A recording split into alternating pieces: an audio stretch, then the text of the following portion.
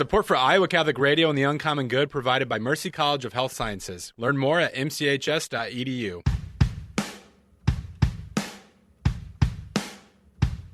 Welcome, folks, to the Uncommon Good with Bo Bonner and Dr. Bud Marr. Every week, diving deep into the truth of Catholic social teaching and restoring all things in Christ. The Uncommon Good is on the air. I'm Bo Bonner. And I'm Dr. Bud Marr. We are coming to you live from these United States of America here in Des Moines, Iowa, where we work for both of us, Mercy College of Health Sciences. I am Senior Advisor for Mission Initiatives and the Director for the newly founded Center for Human Flourishing. Bud, what do you do at the old alma mater? I'm the Associate Provost, so making sure that students do their homework. No, mostly any sort of conversation that flows out of, like, how do we teach well? And if students do have concerns, I filled some of those. You are the homework behind the homework. That's right. Well, we're underwritten, as always, by Mercy College of Health Sciences, mchs.edu. Go check that out. One more time, want to say, as we're preparing for next week, the Center for Human Flourishing, of course, is getting started in earnest. You can go check that out at mchs.edu/flourishing, F-L-O-U-R, no, not flourishing, sorry, mchs.edu/flourish, F-L-O-U-R-I-S-H. We have our inaugural lecture from our honorary fellow, Dr. Russell Hittinger, great friend, great mentor, great speaker. You can all watch it on Zoom, so that'll be 6:30 on Thursday. So please go to mchs.edu/flourish. Go to the page, and you can watch on Thursday at 6:30 as Russell Hittinger gives his inaugural talk on the importance of intermediate societies. It is going to be the cornerstone of all that we do at the Center for Human Flourishing. But thank you, Mercy College, for underwriting the Uncommon Good. Yeah, Bo, as I've shared with you many times, this is one of my favorite times of year, autumn. And this week, nature is actually cooperating with my desires. So we've got, playoff baseball underway. Of course, college football is in full swing. And I was wondering with Dr. Hittinger's talk, could we end with a bonfire? And a hayrack ride? That would top it off. I don't know. I don't know if there's he's giving the talk at the center, the pastoral center downtown. So you could probably only do that in a dumpster, and probably not giving off the right image of having a dumpster bonfire behind the diocese. So unfortunately, probably no. But you know what? He's here for a few days, so maybe we can arrange that at somebody's house. No, I've read some of Dr. Hittinger's works, and I don't think we're going to require a hayrack ride to make this a great event. In fact, on Twitter and Facebook, as we've mentioned this event, people have been like, man, you're bringing in Dr. Hittinger. So I think it's going to be a great evening for Mercy College of Health Sciences. No, I'm very pumped. Like I said, he's been very important to me, but very important to a lot of people. So to be able to have that be a part of that, just wonderful. So mchs.edu/flourish. So, Bud, today we're going to have an Uncommon Good All-Star, Matthew Mehan, who has been on the show before talking about children's books that he made, putting us to shame because you have a book, Bud, but I have to admit it's not nearly as nicely illustrated as this book. No, the handsome little signet, this new children's book that's out, and like you said, the illustrations are just I was going to say awe-inspiring. I don't know they're very striking. I think your children will love diving into this work, so we're excited to talk to Matthew Mehan about it. Yeah, the book itself, but even the sort of thing that it's becoming his thing, talking about children's literature and moral formation. So looking forward to doing that. And we'll make sure to plug where you can go find this book. We've had him on the show to talk about, we'll just have him talk about both of his books. That's the best way to make it work. We'll also make sure that I'm sure that we're mispronouncing like the bird's name or maybe his name. So we'll make sure to get that cleared up because for being on the radio, we should be better at pronouncing things. Well, if it's a well-known word, you can lean on Google and figure out pronunciations. But like last names, we do. I need to be better about like making sure we do the necessary reconnaissance work to make sure like we've got that all squared away. I mean, I just was told earlier that the people behind the boards labeled a show that Bo Goner was on it. So You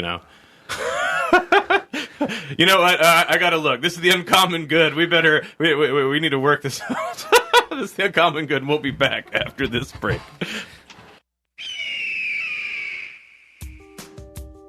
Ladies, please join us for our women's conference, Spiritual Protection for Such a Time as This, hosted by Iowa Catholic Radio on Saturday, October 30th at the Embassy Suites downtown. The conference begins with Mass, followed by powerful national and local speakers who will give you the tools to spiritually protect yourself and your families. For more information and to register, go to iowacatholicradio.com or call 515-223-1150. The annual open house for Dowling Catholic High School prospective students is Sunday morning, November 7th, starting at 11. Student ambassadors will give a tour of the school, meet the teachers, moderators, coaches, and learn about tuition assistance. Learn more at dowlingcatholic.org. Support for Iowa Catholic Radio and Christ is the Answer with Father John Ricardo is provided by Confluence Brewing Company, a local brewery featuring seasonal and limited release beers located off the bike trail south of Grays Lake and online at confluencebrewery.com. Confluence Brewing Company has growlers to go, apparel, and other gifts for family and friends. Confluence Brewing Company is available for curbside service and would like to thank you for your support. Thank you, Confluence Brewing Company, for your support of Iowa Catholic Radio. Wednesdays at 10 a.m., Bo Bonner and Dr. Bud Marr delve into spiritual truths on the uncommon good on Iowa Catholic Radio, iowacatholicradio.com, and on demand on the Iowa Catholic Radio app, connecting listeners with Christ. Support for Iowa Catholic Radio and Making It Personal is provided by the Sarah Vocations Ministry, including the St. Sarah Club of Des Moines and the Sarah Club of Council Bluffs. Sarah is an apostolate of the Worldwide Catholic Church dedicated to fostering and supporting priesthood and religious vocations. Sarahans strive to accomplish their mission through prayer, fellowship, and service to the bishop, priests, sisters, and all in religious formation, and in doing so to increase their own holiness. Learn more at joinsarah.org, joinserra.org. Thank you, Sarahans, for your support of Iowa Catholic Radio.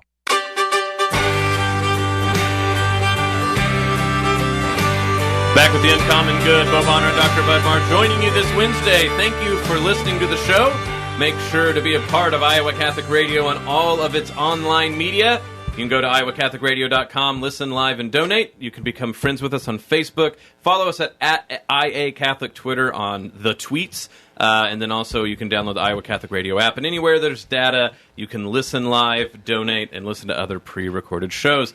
Today, I know it's been a while, but we're actually going to have a guest once again on the show, so it makes sense that we're having a Uncommon Good All-Star back on the show. Dr. Matthew Mehan, Director of Academic Programs for Hillsdale in D.C., Assistant Professor of Government. But what we want to talk about, author of children's books, 2 by number, at least by my count. Matthew, thank you for coming on the show. Hey, thanks for having me. Good to see you guys. Now, you guys. Yeah, immediately out of the block, we need to make sure that we're pronouncing things right. So I got your name right, correct? Mehan, as in me and you. Mehan, okay. Oh, there so you go. that's close. Now here's the big kicker. Your new book. Are we pronouncing the bird's name right? Signet. So page one has Signet, a young swan, and the pronunciation is Signit. So Signet. Okay. We go. We thought so. We thought so, but we were very scared, and that really remarks on our professionalism as radio hosts.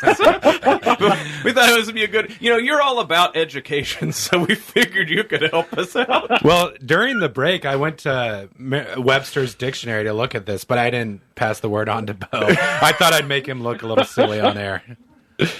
Well, look, so, it's one... I know people make children's books, and I think there's probably like a whole field of authors that make one. But now that you've made 2, I think this... I'm not going to say it makes you like the pro, but like, now this is a thing you do. And I think it's probably harder than people realize to sort of sit back and imagine, what does it mean to make a book of literature specifically for children? So before we even get in necessarily to its contents or how this relates to the common good, I just wonder, like, how does one not like make that decision? But what's that like to go, I'm going to make children's books, and I'm going to think about the world in that way as to produce more than just one of them? It kind of, to be perfectly honest, it sort of just flowed naturally out of my education. Like I got a PhD in literature, a master's in English, an undergrad in politics. You start thinking about what does a healthy city need and a healthy common good, and the storehouse of images, right, that are, that bear forth words of truth, right, and principles, like it's fundamental. So part of me just kind of just like it was obvious to do this. I think a big part of it was my study of Christian humanists, especially Thomas More, and how dedicated he was to poetry, even as a statesman, because he saw his poetic writings as really fundamental for rebuilding Christendom and civil society. So it kind of just, in one sense, I never thought about it other than just by imitating the people I've been studying and caring about. And while Matthew, in our tradition and in our faith, the visual arts have always been really important as well. And I was wondering if you could talk a little bit about your work with John. My children have loved Mr. Mehan's Mildly Amusing Mythical Mammals. We've read that several times in my household.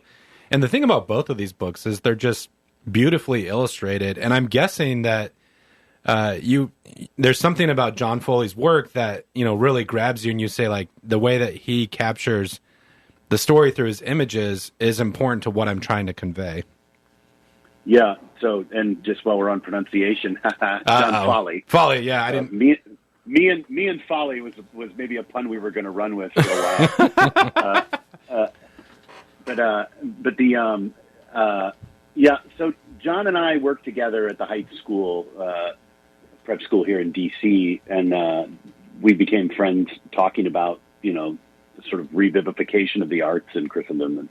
And I spent a year, and we kind of went over this last time I was on, but I'll say it briefly. I spent a year with him doing political cartoons as practice for getting ideas into his artistic work, right? Because that the author-artist, author-illustrator relationship, usually people either do it themselves, like Dr. Seuss, or they write the book and then they hand it off to a publisher who then just does whatever, the illustrator does whatever they will with it. And we thought that was abhorrent, like that's just terrible. And we wanted to have a completely unified word and image, frankly, in a kind of incarnate way, right? Like the two have to be bonded, the word and the image have to be bonded. So we consider it sort of like a triumph of friendship to make sure that these things are working hand in glove in a very intense way. And John's he can trace his pedigree, master apprentice, all the way back through the Boston School to the École des Beaux-Arts in Paris, all the way back to Raphael's workshop in Florence. So he's old school. And while I can't trace my pedigree is much more full of bastardy, but nevertheless, I think I went to University of Dallas, which is one of the great liberal arts colleges left in the world, and got 3 degrees from there to drink deep of the poetic tradition and the philosophic tradition. So together we're sort of very old school, trying to do something new. Well, and I think, first of all, as should be obvious by us openly asking our guests questions about how to pronounce very simple things involved in the interview, we didn't send you preparatory questions. But I gotta say, Bud and I, just by instinct, those 2 questions alone answer a lot, I think, for why people would go, why would you have a children's book author on a show specifically about the common good and Catholic social teaching? And I think you nailed it out of the park to point out that, of course, people concerned with the confluence of politics and literature classically, in the Middle Ages and the Renaissance, have always gone, of course, politics and poetry. They just don't start with explosive peas. There's something related to that. Like you said, the storehouse of images that make us imagine what is possible, what can happen. And I don't know if people... that has to happen with the books that you read as a kid, but people don't often reflect, right, that it is the sort of building blocks of what you read early on that provide the meat and potatoes of what you're going to consume and understand the political world once you come of age. Yeah, and it shapes your emotional reaction to various data that comes in the windows of the senses, right? So that's what poetry does. Is it actually it brings ideas to you, but it brings ideas and then invites you to particular kinds of emotional associations with them. That's why the poet is, his kingship is that over the human heart, right? Sort of that's where he rules, right? He doesn't rule the intellect per se, but he rules how arguments are brought to the heart and felt and reacted to. And that's why, in a certain sense, we talk about why we keep, like, gosh, we a lot of people making a lot of good arguments, and we just keep losing. Or we keep losing ground in the social teaching of the church. Well, I think part of that is because we satisfy ourselves with just delivering argument, but we don't actually then teach people how to then emotionally bond or emotionally revile different kinds of argumentation. And that is the philosopher and the poet, right? You have to have both to really gain ground. And we've been, I think, fighting with the right hand only, with the left tied behind our back, and it's we've seen the fruits. We just keep losing ground. So John and I are wild-eyed zealots in this regard, and we're like, no, we have got to bring the left hand out from behind the back and unbind it to cooperate with all of the ideas in a way of beauty, because beauty fetches the heart towards the good. And even in that, like, even when we do use the quote-unquote left hand, we make a very pale imitation. You think that kids can't process a lot, but like if you think about all the good like children's book, they're like terrifying, and they're willing to sort of like live in the absurd and things like this, because to me it makes sense, Bud, why people now are like they're not prepared to deal with difficulty. It's because of the sort of shallow soup that we're giving the kids in that regard. No, that's right. And Matthew, after the break, we're coming up pretty close to the break. We'd like to get to like the actual content in the book and talk some about that. But like going into break, I'm wondering, I've heard different children's authors say this. I think C.S. Lewis said something like this, and then even Lewis Carroll, where was part of your inspiration just like as you started to tell stories to your children, you found like there was just sort of a drought of good literature out there, and it's just like, I'm going to write one for myself. So yes and no, because we would go back and get old, beautiful books. But, after a few years of going to used bookstores to get things that were produced long ago, then you start to reach into what's being produced now. And it is so full of traps and pitfalls and disguised evils, some of which are obvious, and now people are seeing the most grotesque ones and citing them. But they've missed many, many things that slipped through in the poetry of clever poets to their children. And I think it's a sad thing to only have to go to sort of sepia-toned, faded books of yesteryear. Yeah. A healthy culture, a healthy sort of Christian culture, is one that is joyfully producing its own art for its own time, too. And so I didn't want to just leave it at, like, collecting the scraps from the vaults of old. I wanted to build beautiful things today as a sign of hope and contradiction.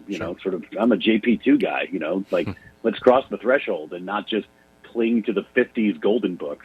Absolutely. Now, folks, we're getting on the break here. When we come back, more with Matthew Mehan with his new book, The Handsome Little Signet. This is The Uncommon Good. We'll be back right after this. Support for Iowa Catholic Radio provided by Savage Power. Hi, I'm Teresa from Intervisions, and I want to say thank you to the thousands of women in Central Iowa for trusting Intervisions when it comes to your unplanned pregnancy. And thanks to the supporters who have made it possible for us to serve these patients. During the past 12 months, despite the pandemic, we have served a record number of pregnancy patients at both our West and South clinics. Would you like a tour of the clinic? How about volunteering? Give us a call today at 515-440-2273 or visit ivhcare.org.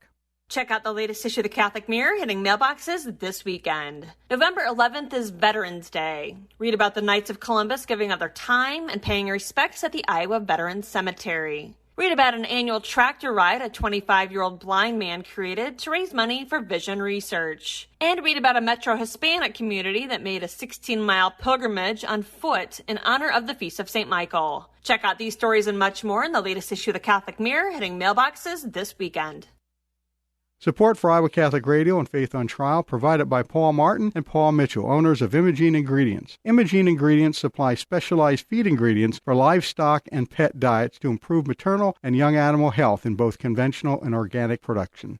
Thank you, Big Red Q Quick Print, for underwriting the sports report. Family owned and operated since 1980, Big Red Q Quick Print is a full-service print shop ready to help you with all your printing needs with speed and accuracy. Forms, manuals, brochures, letterhead, envelopes, business cards, custom invitations, design, and bindery. Big Red Q Quick Print, located across from Merle Hay Mall. Online at bigredq-desmoines.com. Big Red Q Quick Print.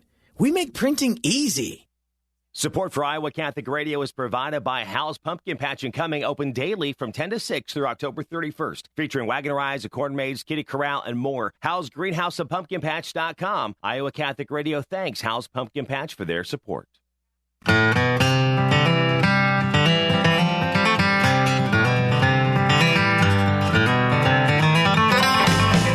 We're back with the Uncommon Good. Bo Bonner and Dr. Bud Marr joining you this Wednesday. Thank you for listening to the show. We have with us our guest, Dr. Matthew Mehan. He is the author of The Handsome Little Signet. Now, we don't have a lot of time in this segment, so I immediately want to throw it over to Bud because, Matthew, he was comparing you to Jesus, so you want to listen to this one. No, Matthew, there's a part of me going into this interview that was a little nervous because I sort of want to just, describe the book to folks, but I don't want to do so in such a way that, maybe they think to themselves, well, I don't need to buy it now. Because I think the only way you can really appreciate what's going on here is to dive into it, of course. So I'm asking a question that's going to stick with, the craft of writing it. And I guess what comes to mind as I reread the book again last night is, it feels to me like you're doing sort of a parable thing like we see in the Gospels, where there are these important spiritual truths, and there's a way where you could just sit children down and say, talk to them about baptism or about conversion, but you do so in a way that I think someone can move into the story and then all of a sudden an epiphany happens or a light bulb goes on, but it's because they're enthralled by the story. Yeah, I appreciate your delicacy, not giving everything away, but it's fable-like because it's a family of a swan family in Central Park raising their little signet, and that signet is going to have trouble, coming to adulthood due to the sort of, in a certain sense, the chaos culture that surrounds Central Park and sort of breaks into the park and tempts the little signet in some way. But there's definitely sort of similitudes of Christian baptism. There's similitudes to the identity crisis that pop culture is fostering in adolescent kids. But it's all done in a sort of parable-like way that is gentle and helps a child without having to engage every level of the argument at the wrong age-inappropriate time. So I did it to inoculate families and children, but it has a message for both parents and for children. But both of them operate according to the fundamental rule of, I think, poetic and rhetorical persuasion, which is you are not convinced by something, really, right? You might be reminded of something you're already convinced of, but you are not convinced of something unless you discover it for yourself. So that sort of surprise of epiphany and revelation, that is precisely why Christ tells parables, right? Is that you get to purchase you get purchase on the idea he wants you to have inside you. But you actually, I see, and it's you doing the seeing, not you just being delivered or told, right? So the argument from authority is often the weakest, right? But the authoritative parable from Christ is the strongest because it's both authority from God and that. Now, I have none of that. I'm just a humble little, teacher, children's poet, no better do him call, but it's the same principle of allowing the children to discover the thing itself. But part of the reason why I wanted this storyline where, it's an inversion of the ugly duckling who doesn't know what he is and then discovers that he's actually not a duckling but a swan. This baby cygnet, the baby swan, right? In this one, he knows what he is. He knows he's a little swan, but the stimuli that's put forth in the park overwhelms his imagination, and he loses sight of what he is. And as a result, he loses sight of who he is and who he's meant to become. And I just wanted to tell that story because I think everyone needs help right now and counter images to the overwhelming ocean of false imagery that's being put forward right now for young people. No, especially. I think, from Boethius to Socrates, right, the constant refrain of philosophy is you've forgotten who you were and where you come from in your homeland, not you haven't discovered it yet. And, this is too much. We got to let you go. So I'm going to, throw out something very fiery. But, if anything, the last 2 years has taught us is that what you pointed out about discovery, that you learn best what you discover. Because we don't do that and we don't have a poetic mode, people replace that with like YouTube, Facebook, and Twitter. And so like the conspiracy theories or anything else, it's an imitation of that. Like people want to discover the truth. They don't just want it to be forcibly handed down. But because we don't have the poetic muscle yet, we go do the pale imitation of quote mining on the internet. I just figured that out on air. So thank you for that epiphany that you did not know you were helping me out with. Look, real quick, we got to let you go, so please tell people where they can get the book. Please plug it real quick before we let you go. So the Handsome Little Signet, and Signet is Cygnet, not Signet Ring, S. But the Handsome Little Signet you can get at tanbooks.com, or you can get it on Amazon or order it from Barnes & Noble or places like that. You can also go to mythicalmammals.com, and there's a section for the birds that'll direct you to places you can buy it. But one quick plug. This is a book that can be given to people who aren't in our wheelhouse, who do not agree with us about these fundamental truths, but can actually help prepare them for these truths. This is why I go to children's literature, because you can work in quiet, delicate image in peaceful ways that do not force anything on a child, but basically introduce them to the possibility of these higher truths, right? And dispose them towards them. I think the work I'm doing is proto-evangelical, right? I am preparing the good soil for the seed of the good word, right? And so I think this is a book that Catholics and Christians can give to people who are further from us than we would like, and give it as a gift to children in their circle. And that's what it's for. Amen. Well, we got to let you go. Please go check out Matthew's work. This is The Uncommon Good. Please check out online at Iowa Catholic Radio all the events we have happening, all of the prayer life that we're doing. You can go check that out there. Like I said, on social media, everything like that. But thank you. This is The Uncommon Good. Bo Bonner and Dr. Bud Marr. Bud, have a good week. Thank you, Bo. And Jimmy, take us away. The Uncommon Good with Bo Bonner and Dr. Bud Marr is heard every week on wonderful Catholic stations like this one, and anytime on podcast. Just search for The Uncommon Good. Support for Iowa Catholic Radio and The Uncommon Good provided by Mercy College of Health Sciences. Learn more at mchs.edu.